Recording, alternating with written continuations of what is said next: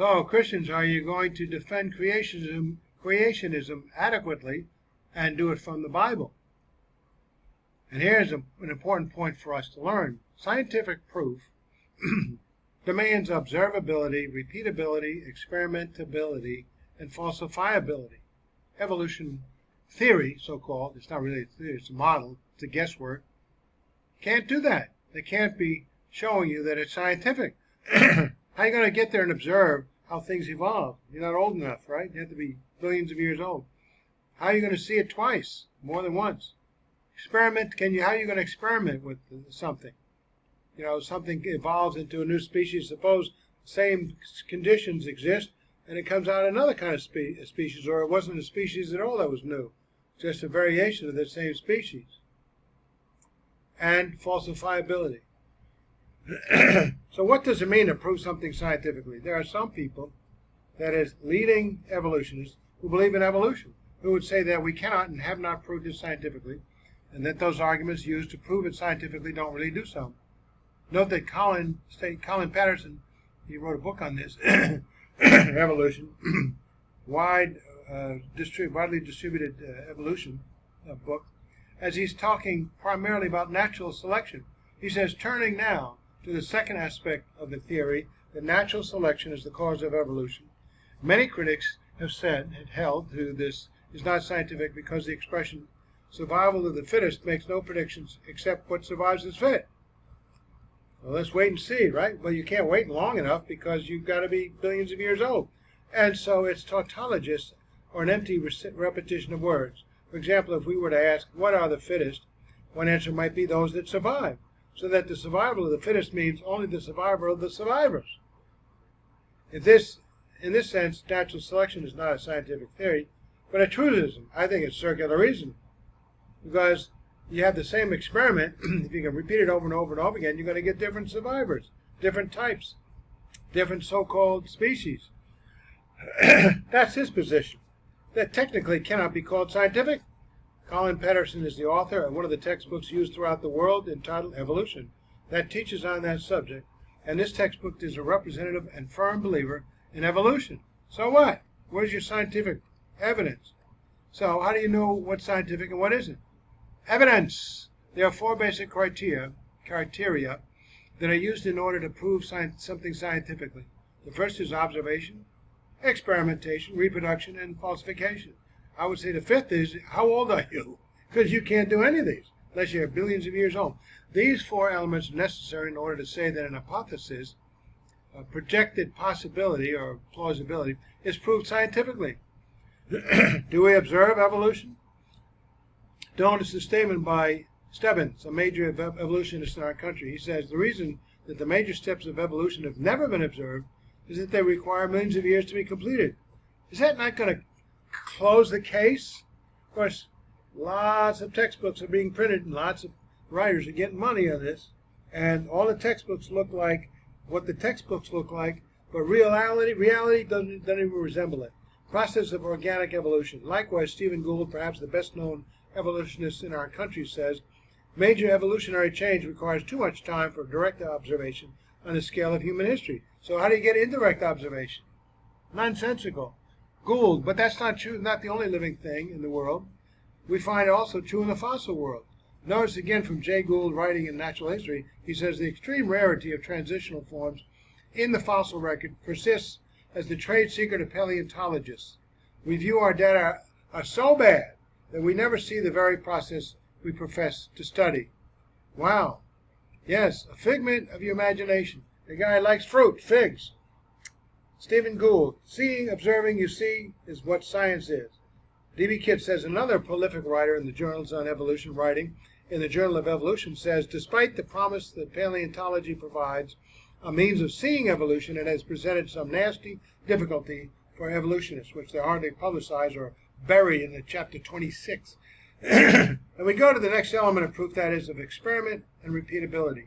Notice the statement by Dobzhansky, another very famous American evolutionist, writing an American Scientist. It's kind of ironic. He's not a scientist. He doesn't treat things scientifically, and he's writing an American Scientist. He says, these evolutionary happenings are unique, unrepeatable, and irreversible. How do you know? You never been either way. Were you there at the beginning? Man evolved in one time, he says, from the Australopithecine, and it's unrepeatable. Why not? Why isn't it? Have you seen it? Has there been experimentation to repeat it? No. The applicability of the experimental method to the study of such unique historical processes is severely restricted before all else by the time intervals involved. Yes. Which far exceeds the lifetime of any human experimenter. Duh. Dobzhansky, American scientist, unrepeatable, outside the realm of experimentation by the nature of the subject itself, unobservable, not repeatable, not subject to experimentation.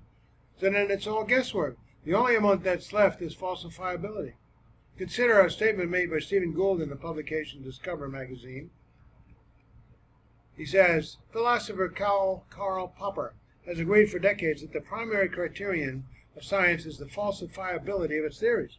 We can never prove absolutely, but we can falsify. A set of ideas that cannot, in principle, be falsified is not science. Now, the idea is theoretical testing. This may be unfamiliar to most people, but scientists use this as a primary criterion. But if you can set up a test so that this happens, it's proved. If this happens, it's falsified. Then you have something that can be tested scientifically as falsifiable. The setups are usually not germane, though.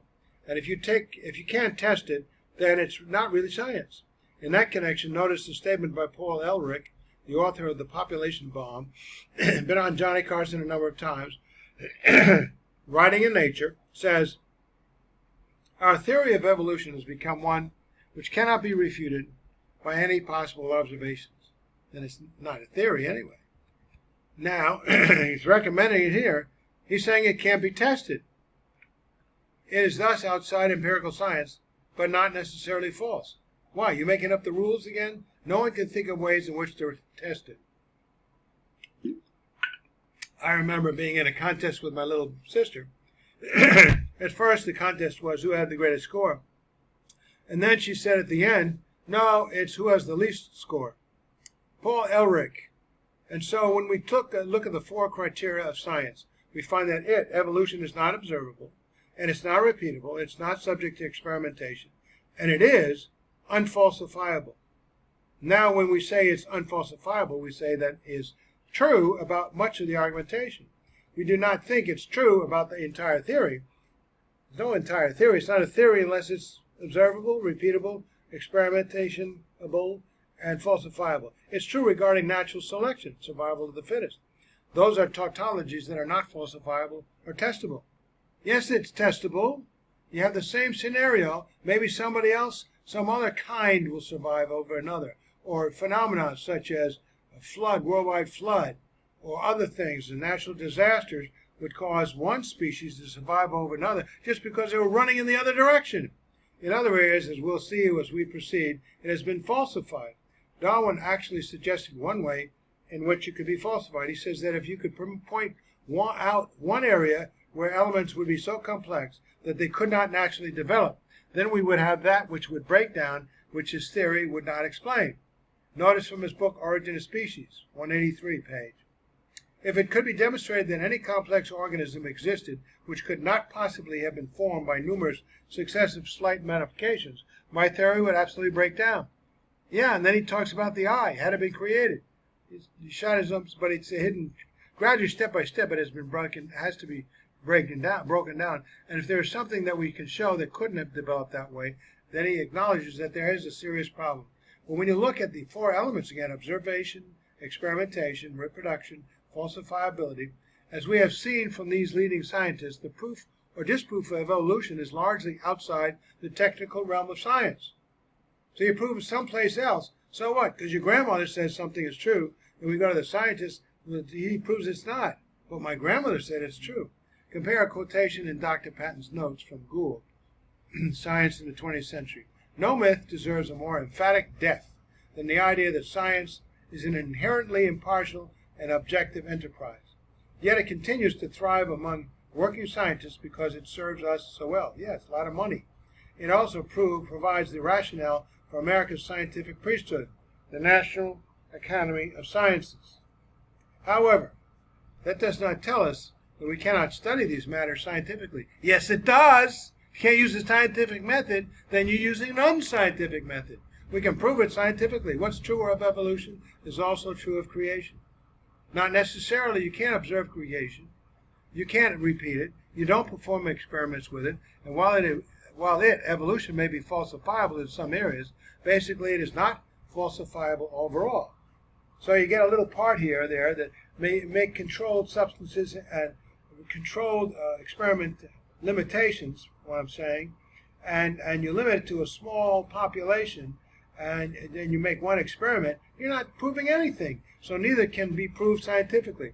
But they can be investigated scientifically, and when we are dealing in science with items that cannot be observed, cannot be repeated, we cannot perform experimentations on them, then we deal with them under the concept of models. Basically, a model is an idea, an hypothesis that we set forth, and then compare it with what we see in the living world around us to see if the facts fit the model. Both evolution and creation can be evaluated scientifically, invariably when we look at the evidence from anthropology and geology, from physical science, and from paleontology. One after another line up on the side of creation. Just looking at the empirical evidence. Yes! See? No wonder they don't like this idea. So, we have that from the scientific purview, scriptural testimony, physical evidence of recent creation. We'll look at Genesis. But rather than that, let's move on to the next topic, see what we can observe in the scientific world, and have a line up on one side or the other, what most favors these evidences that we look at, creation or evolution.